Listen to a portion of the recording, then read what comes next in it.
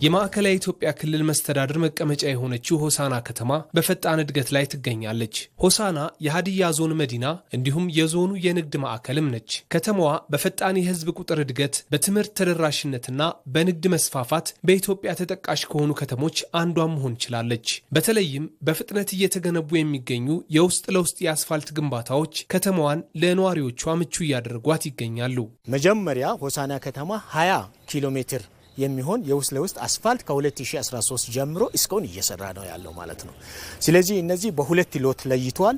ሎት 1 ላይ 14.134 ኪሎ ሜትር ስራ አለ። ከዛ በኋላ ተጨማሪ 5.65 ኪሎ ሜትር የውስጥ ለውስጥ አስፋልት በራስ አቅም እየሰራ ያለበት ትልቁ ፕሮጀክት ናቸው ማለት ነው።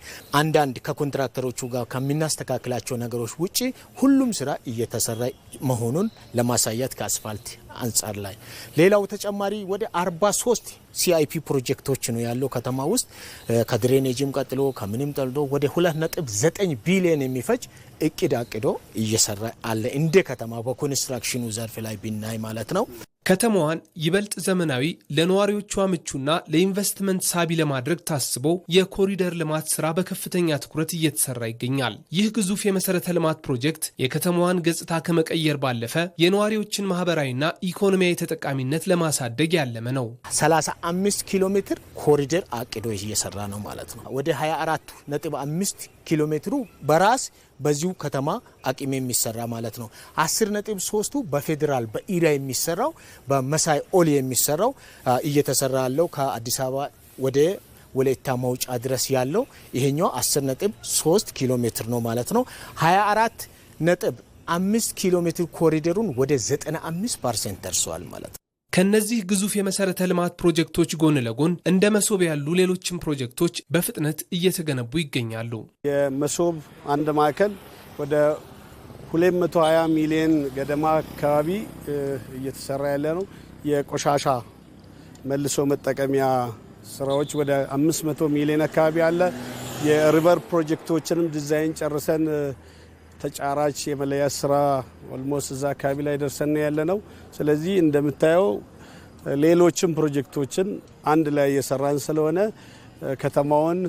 ከተማው በሚችል ደረጃ ያለውን አቅደን በዛ ልክ እየሰራው እንደ ዘንድሮ ግን እንዳልኩ ከ42 ፕሮጀክት በላይ በመንግስትም በጽህፈት ቤትም በማህበረሰብ ተሳትፎም እየተሰሩ ይገኛሉ።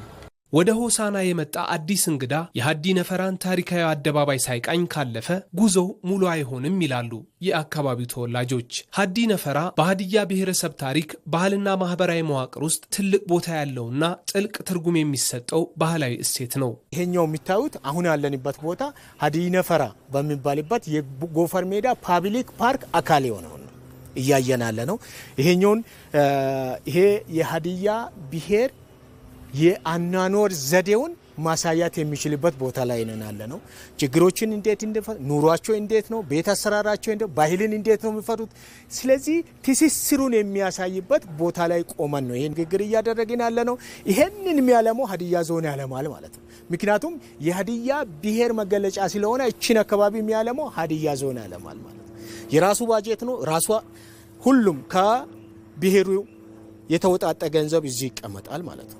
አስፈላጊ ከሆነ የከፉ ችግሮች በአገር ውስጥ ሲፈጠር በሀዲያ ብሔርም ቢፈጠር ከየጎሳው ሰው መጥቶ እዚህ ጋር አርፎ ችግሮቹን የሚፈቱበት ማለት ነው። የሆሳና ከተማ የኮሪደር ልማት ስራዎች ከተማዋን ከድሮ የጭቃና የጠበበ መንገድ ገጽታ አውጥቶ ወደ ዘመናዊ የኮንክሪት የአረንጓዴና የብርሃን ከተማነት እያሸጋገሯት ይገኛሉ።